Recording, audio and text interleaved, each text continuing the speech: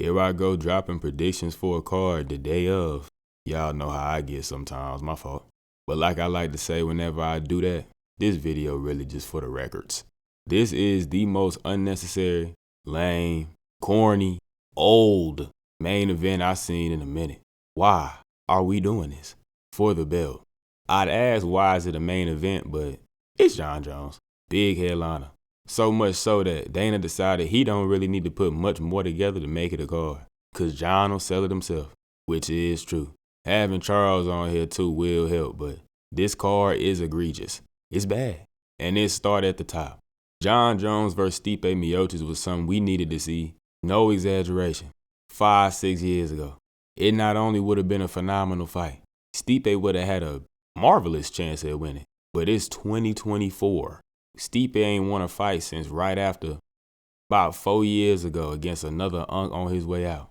You go and look at a lot of Stipe highlights being posted to promote this Geezer Bowl. You seeing stuff about UFC 2 on the cage. That game actually almost came out 10 years ago.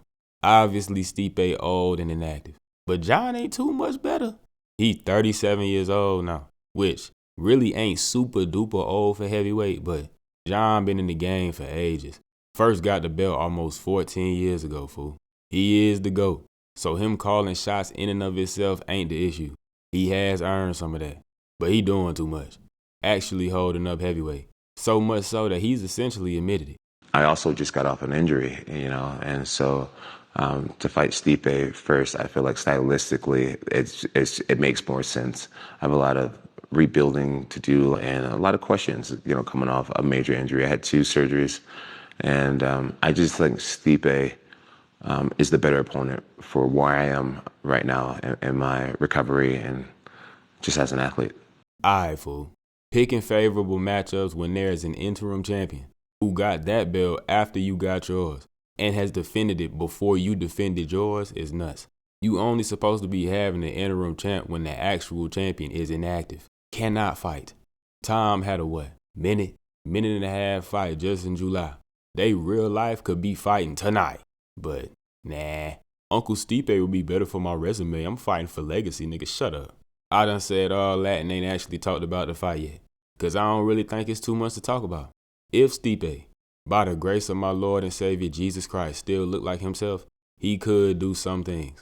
He's had great boxing and the footwork that could absolutely give Jon some trouble, including his patented pivot cross.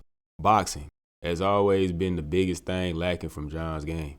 So in theory, some things could be done there. Stipe a bigger guy that can wrestle too. Now, do I think he could wrestle with big boy Jon Jones? And we've spoken about how to approach somebody who's a better boxer than you. Don't box. Instead, kickbox. And considering that has been Jon Jones' striking MO since the beginning, paired with his alien-like playability, it's just like, but hey, look man, simply put, I don't think Stipe is Stipe no more. He's 54 years old. Jon by nearly whatever he wants. Stipe definitely does have the opportunity to do something hilarious, but all we can really, realistically hope for is for him to make it competitive somehow. Moving on. The co-main event has the rematch between Charles Oliveira and Mike Chandler. It's just interesting that Charles even took this, but I had previously heard some folks speaking on this fight as if it ain't close. No. Like we ain't already seen it before. And Mike was mere seconds away from being the lightweight champion. It could absolutely go either way. Now I am going to pick Charles. But Michael Chandler realistically is one of the scariest matchups for Charles Oliveira, as he already knows. One of the most dangerous men in the first round, because of his explosiveness and power. And Charles defensively still pretty much sucks. I'm 100% sure this fight ends in a relatively early stoppage, within the first 2-3 rounds. And the most important thing, just as it was the first time, will be who's the aggressor. Who was having success the first time was completely dependent on who was moving forward. All in all, I think Charles is technically better and more versatile in every area of the game, so I'm picking Du Bronx.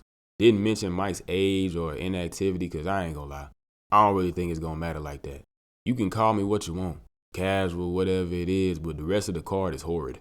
Bo Nickel and Paul Craig is the feature fight on a pay-per-view. Bo should handle this. You can't never play with Paul because he is a little dangerous, He is extremely predictable in what he does, but dude got crazy names on his resume, so I'll always be a little nervous for his opponents. Honestly speaking, though, Paul Craig sucks. Mauricio Ruffy, he's good. Exponentially better than James Longtop, no disrespect to his profession. Excited to see him perform, he better not fold. Jonathan Martinez versus Marcus McGee should be a good one. Give me Martinez. And seeing Chris Weidman is always funny to me because I just remember when he was an undefeated champion. Now he's 40 with a number of losses under his belt and fighting niggas like Eric Anders nowadays. Yeah, this card blows, kinda. I'ma watch it though. All we can do is hope that it is entertaining.